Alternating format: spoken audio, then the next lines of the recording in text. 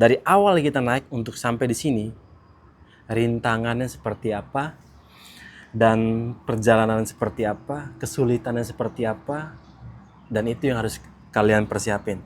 Jadi jangan kalian pikir untuk berdiri di puncak gunung terus pegang plakat gunung tersebut gampang. Jangan lupa siapin tumbler, isi minuman kesukaan kalian yang hangat, kopi atau teh. Misalnya di tengah perjalanan, hindari istirahat di posisi kanan. Lebih baik gue saranin istirahat di posisi jalur kiri. Bahu jalur kiri, jangan bahu jalur kanan kalau lagi menuju puncak Gunung Rinjani. Bangun tenda, di saat hujan bisa bongkar pasang tenda, di saat badai bisa masak, di saat hujan bisa ngambil air minum. Pokoknya segala kebutuhan kami yang menggunakan jasa porter itu benar-benar dibantu sama mereka. Di sini saya mengucapkan banyak-banyak berterima kasih banyak kepada seluruh porter Rinjani. Terima kasih banyak. Mudah-mudahan kalian sehat-sehat semuanya. Tanpa kalian kami bukan apa-apa. Gunakan jasa porter teman-teman. Mau solo hiking, mau mandiri hiking, gunakan jasa porter. Banyak sekali orang-orang di luar sana yang anggap remeh ini ketika akan melakukan pendakian gunung, khususnya Gunung Rinjani. Mereka tidak mempersiapkan fisik, mental, informasi gunung, dan lain sebagainya. Kadang-kadang di otak mereka mendaki gunung itu berdiri di puncak, bisa foto di puncak, terus bisa kirim-kirim salam untuk orang tercinta, orang tersayang, dan untuk orang-orang yang ada di sekitar mereka. Padahal ketika kita ingin berdiri di puncak gunung, dari awal kita naik untuk sampai di sini, rintangannya seperti apa, dan perjalanan seperti apa, kesulitannya seperti apa, dan itu yang harus kalian persiapin. Jadi jangan kalian pikir untuk berdiri di puncak gunung terus pegang plakat gunung tersebut gampang. Di sini kalian harus berpikir jernih, berpikir lebih dewasa. Untuk memegang ini cuy, butuh perjuangan, butuh usaha, butuh tenaga, dan butuh persiapan yang matang-matang. Itu yang di sini gue sampein ke kalian. Kalau ingin mendaki gunung, khususnya Gunung Rinjani, siapkan fisik dan mental kalian 1 bulan sebelum pendakian. Latih fisik kalian dengan berolahraga, nge-gym, bersepeda, lari, dan lain sebagainya. Latih mental kalian, lihat-lihat gunung yang akan kalian daki, khususnya Gunung Rinjani, lihat di internet, di TikTok, di vlog-vlog orang, seperti apa sih tingkat kesulitan Gunung Rinjani ini, seperti apa sih medannya, dan kebutuhannya bagaimana, dan apa aja yang harus kita siapin, kebutuhan pribadi kita, dan banyak hal yang kalian bisa tahu di internet untuk melatih mental kalian. Jangan sampai kalian mendaki gunung tanpa ada persiapan, udah buang waktu, buang tenaga, ninggalin pekerjaan, ninggalin keluarga, ninggalin anak dan istri, tapi kalian tidak bisa menikmati Rinjani dengan aman, nyaman, dan tidak bisa happy. Kenapa begitu? Baru berjalan 1 atau 2 jam, kalian sudah kelelahan. Baru jalan di pertengah perjalanan, kalian sudah bermasalah di otot. Kalian sudah kram, kalian gampang capek, baru jalan 5 langkah, udah ngos-ngosan. Dan itu yang harus kalian hindari.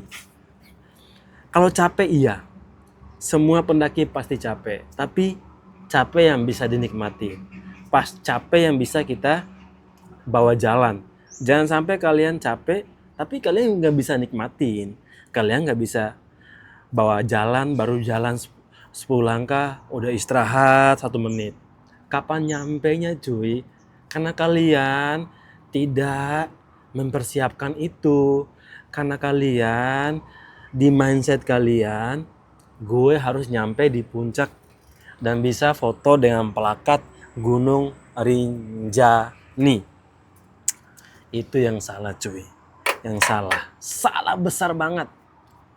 Di sini gue menyampaikan kepada kalian, latih visi kalian, latih mental kalian, berulang-ulang, lihat apa aja sih yang harus kalian siapkan ketika ingin melakukan pendakian Gunung Rinjani, agar kalian bisa happy, bisa menikmati alamnya, bisa menikmati pemandangannya. Rinjani itu jujur, hari pertama kita melewati pos 1, pos 2, pos 3, posnya Ronaldo Cemara Siu. Nanti setelah dari Cemara Siu, kalian akan melewati Bukit Penyesalan. Nah, itu tantangan hari pertama. Dari Bukit Penyesalan, kita nanti akan buka tenda, kita akan ngecamp, namanya Pelawangan Sembalun. Di sana nanti kita akan ngecamp. Dari pos 1, pos 2, pos 3, pos 4, nanti ada beberapa sumber mata air. Nanti di Pelawangan Sembalun ada juga sumber mata air. Nah, kita nyampe di sana. Kalau kalian mau aman, nyampe di sini di jam 5 sore. Nanti kalian sudah bikin tenda, udah ambil air minum, udah prepare masak. Tinggal kalian bikin kopi. Karena kalian akan menikmati sunset point. Nanti sunset point di sini, sunsetnya akan keluar di balik Gunung Rinjani dengan view Danau Sekar Anak. Kalian bisa melihat Gunung Agung, bisa melihat 3 Gili, Gili Trawangan, Gili Meno, Gili Air. Itulah view yang ada di Pelawangan Sembalun. Kalian makan malam, istirahat, siapkan fisik dan mental kalian untuk melanjutkan perjalanan menuju puncak Gunung Rinjani.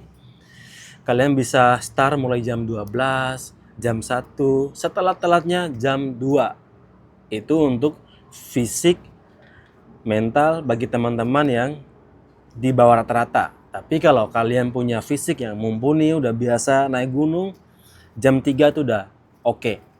Kalian jalan dari Pelawangan jam 2, setelah-telatnya dari Pelawangan ke puncak, normalnya 3 jam. 3 jam normal. Itu kembali lagi tergantung fisik kalian, bisa lebih dan bisa juga on time. Bisa 6 jam, bisa 5 jam, bisa 8 jam, 7 jam, tergantung kalian. Kalau kalian punya fisik dan mental yang masih proper, lanjutkan perjalanan kalian. Lanjutkan. Mau nyampe jam 10 dan usahakan nyampenya di bawah jam 12 siang di puncak Gunung Rinjani. Kalau nyampenya pas sunrise, itu kalian sudah luar biasa. Gue acungin jempol, kalian sudah luar biasa. Kalian sudah mempersiapkan fisik dan mental kalian. Jangan sampai siapkan buah-buahan kayak apel, jeruk, atau semangka untuk pembekalan kalian saat melakukan perjalanan menuju puncak Gunung Rinjani. Atau enggak buah kurma. Karena kecapean mungkin kalian butuh yang manis-manis. Jangan lupa siapin tumbler, isi minuman kesukaan kalian yang hangat, kopi atau teh. Misalnya di tengah perjalanan, hindari istirahat di posisi kanan. Lebih baik gue saranin istirahat di posisi jalur kiri. Bahu jalur kiri, jangan bahu jalur kanan kalau lagi menuju puncak Gunung Rinjani. Kalau terjatuh itu begini curamnya. Nih. Contohnya kayak kisah tahun lalu, almarhumah Juliana dari Brazil, dia jatuh di posisi sebelah kanan. Kalau kalian amit-amit ya, mudah-mudahan kalian aman-aman. Kalau kalian istirahat di posisi bahu jalan sebelah kiri, begini.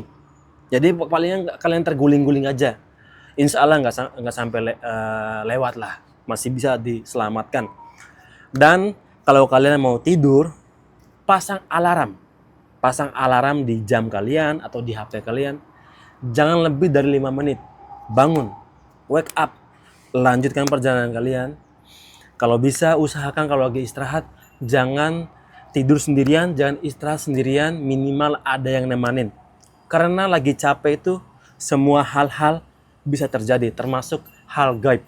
Apalagi lagi capek, lagi kehausan, lagi kelaparan, bisa bisa halusinasi tinggi, apalagi sampai hipo.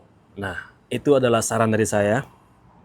Nyampe di puncak, kalian bisa foto, happy, dan tantangan terakhir di puncak itu namanya letter E. Itu adalah ujian dan cobaan bagi semua pendaki kalau lagi menuju puncak Gunung Rinjani. Letter E itu adalah jalur yang paling terkenal di para pendaki. Dan apabila kalian nggak mau repot, gunakan jasa trekking organize, mau open trip, mau private trip.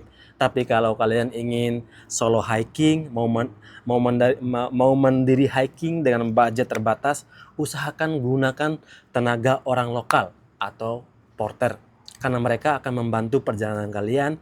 Misalnya, udah nyampe di tempat camp, tenda sudah didirikan, air minum sudah disiapin, makanan sudah dimasak, kalian nyampe segala kebutuhan kalian sudah disiapin. Saat summit, barang-barang berharga nggak perlu kalian bawa ke atas, tinggal kalian titip di tenda, nanti dijagain sama porternya. Aman. Misalnya kalian 10 orang, pakai porter 3, patungan kalian bersepuluh, itu lebih aman cuy, lebih aman.